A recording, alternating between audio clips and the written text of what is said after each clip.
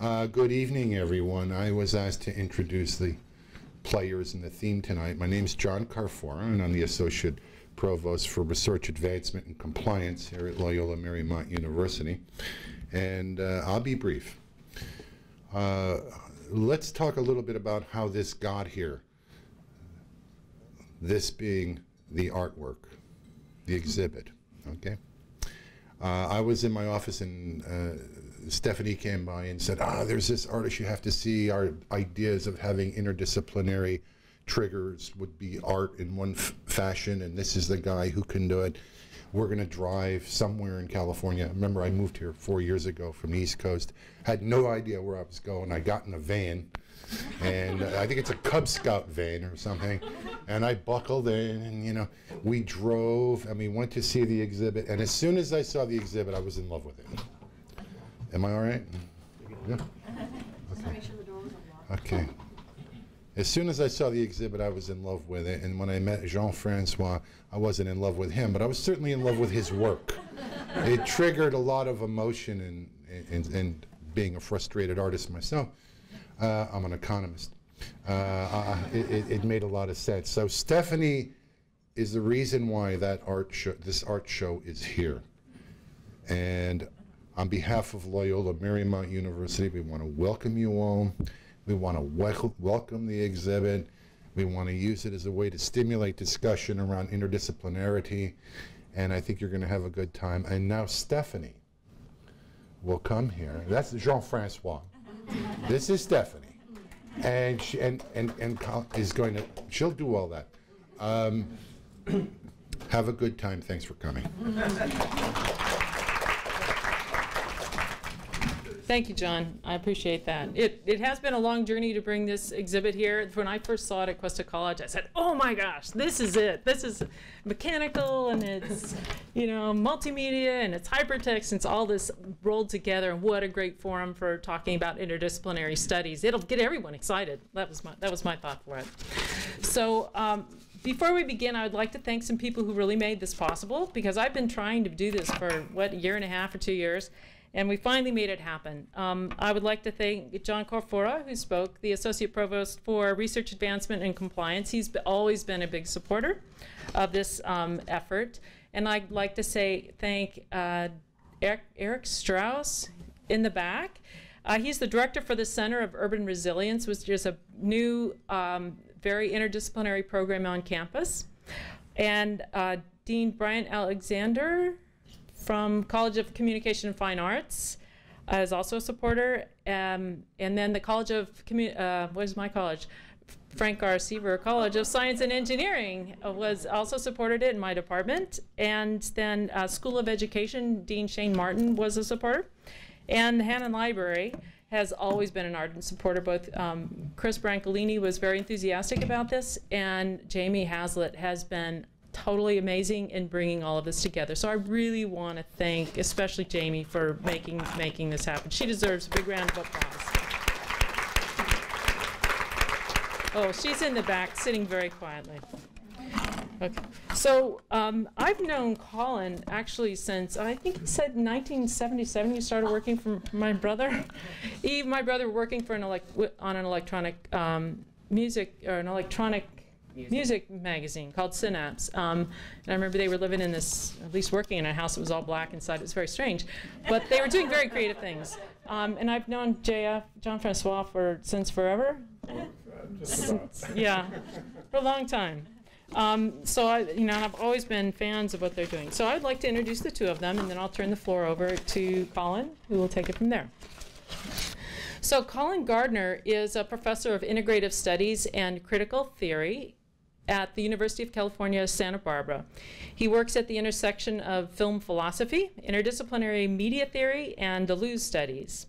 He earned his Master of Arts in History from St. John's College, Cambridge, and a PhD in Cinema Studies at UCLA before becoming a professor of critical theory and integrative studies at the University of California, Santa Barbara, where he teaches in the departments of art, film and media studies, comparative literature, and the history of art and architecture. He's well published and has very broad interests. And it's just really fascinating to see how he takes linguistics and history and literature and sees art and sculpture in them. It's very fascinating. And Jean-Francois Podevin is a conceptual artist who grew up in France and now lives in California. His fascination with time, memory, and he's fascinated with time, memory, and the human psyche. As an illustrator and a designer, Podevin's work spans over 25 years and includes clients such as Time Magazine, The Washington Post, New York Times, Coca-Cola, Geffen Records, and Scientific American. And once you look at his work, you will begin noticing when you pick up an issue of Omni Magazine or AI Magazine, you'll say, oh, I recognize that, because you've seen his work before, I'm sure. So I would like to thank you all for coming, and at this point, I will turn the meeting over to Colin. Thank you.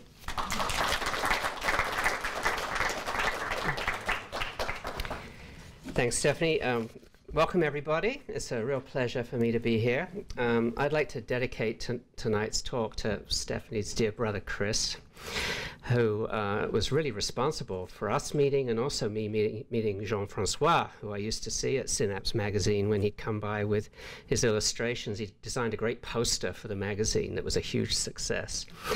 And I think it's also an apt dedication because Chris himself, as an artist, was an amazing interdisciplinary force, bringing together his study of Ishii, the last Chumash, who was a permanent exhibit at the Berkeley Museum in the last years of his life, which Chris presented as a digital installation, bringing together modern technology in order to explore the kind of objectification of this poor man. It's a really phenomenal piece of work. So there's a lot of Chris resonating through a lot of my ideas tonight, which I think is very apt. What I wanted to do tonight, in a way, was to use Jean-Francois' work as an example of interdisciplinarity to show the intersection of certain theoretical approaches. And I'm going to try and use it as an intersection of structural linguistics, particularly the work of Roman Jakobson, who was a Russian formalist, later founded the Czech School of Structuralism in the 1930s. Roland Barthes, who many of you have probably read through Camera Lucida and Mythologies in particular. Marcel Proust, whose use of memory, of course, is absolutely crucial to the recherche. And last but not least, my two boys, Deleuze and Guattari, who I usually manage to shoehorn into every discussion I ever do, largely because I have tons of their quotes in the computer just begging to be used. So hopefully I think we will see how Jean-Francois' work lends itself well to this kind of interdisciplinarity. Of course, there are kinds of artwork that don't lend themselves to things like this, and it's the kind of artwork that really defies your ability to even write about it, let alone theorize it through different disciplines. I'm thinking in particular of someone like Tom Woodall, who was an LA painter and collage artist, who I once went up to and said, Tom, you know, I really like your work, but I've never written about it because frankly, I wouldn't know where to begin. I have no clue as to how to frame the work intellectually. I don't know how to write about it. And he says, and I said, and so I haven't written about you, not because I don't like it, but it's just hopeless. And he turned to me and he said, you know, that's the nicest thing anyone's ever said about my work. And I could see his point, because certain artists are very concerned about the fact that the work shouldn't be translated into discourse. It should become more of a kind of felt, affective force. But then there's other kinds of work, and I'm not saying one's better than the other, that absolutely cries out to be written about because it allows the writer to show off to a certain degree. But it also becomes a catalyst for a lot of creative work through the hybridization of certain disciplines, where you can, in many ways, open up a whole new way, not only of looking at that particular body of work, but art in general. And I think Jean-Francois' work lends itself very well to that, as I hope to prove tonight. So I'm going to talk about it first, and then I'm going to introduce Jean-Francois, who will talk about it more subjectively, and then we'll open it up to questions for the two of us. So that's the plan. So what I wanted to start with is an analysis of the work from a structuralist perspective, which I think fits the work perfectly. And I have an illustration. How can we get the... just hit the space bar? Great. Okay. I've got a little diagram in the upper left corner of the screen there, which is actually a diagram of Roman Jakobson's structural linguistic system, which is inherited to some degree from the work of Ferdinand de Saussure, the founder of structural linguistics, who was the first to develop the whole concept of semiology, the study of signs and language and images as a sign system, where meaning can only be generated through the relational aspects of how one sign comes into contact with another sign, that it cannot generate meaning by itself. It has to be part of a system of relations. Jakobson extended this idea into a broader study of language, not just as individual signs, but how they can be collectivized into sentences, paragraphs, and larger structures in general.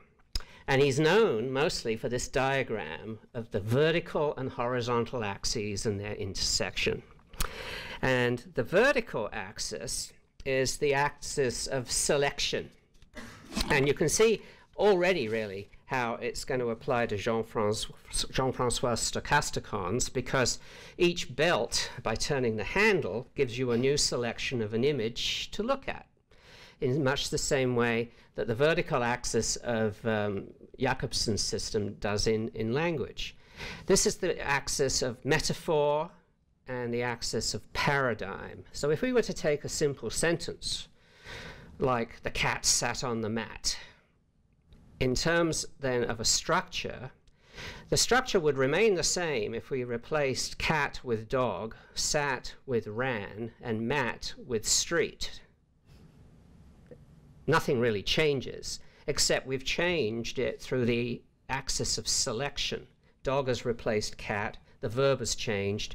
In other words, the subject predicate is the coherent part of the structure, but through different choices of selection, we've got the same structure that can then be applied to any scenario you want. The man went down the elevator into the lobby. Same structure. So in a sense, then, when we start to look at Jean-Francois' work, we can change the image through this axis of selection accordingly. But at the same time, of course, they are also strung across the structure, the apparatus, as a series of narrative combinations. That's the horizontal axis. That's the axis of combination, where the cat sat on the mat is not just a series of selections of images and words. It's also a string of words that could be added to. The cat sat on the mat, then it went to sleep, then it got up to eat, licked itself, went to bed, sat on the mat again. Typical cat existence. And in effect, you've got an infinite possibility of combination, and as long as you want to keep continuing it. And that's pretty much the way language always works. Jean-Francois has kind of cut off the possibilities in his work by limiting it to 4, but you can keep changing the selection to get another possible infinite number of narrative combinations. So what I'm trying to argue here, in a way, then, is that the very structural methodology of the machines themselves are exactly the same as that of language, and particularly Jakobson's system.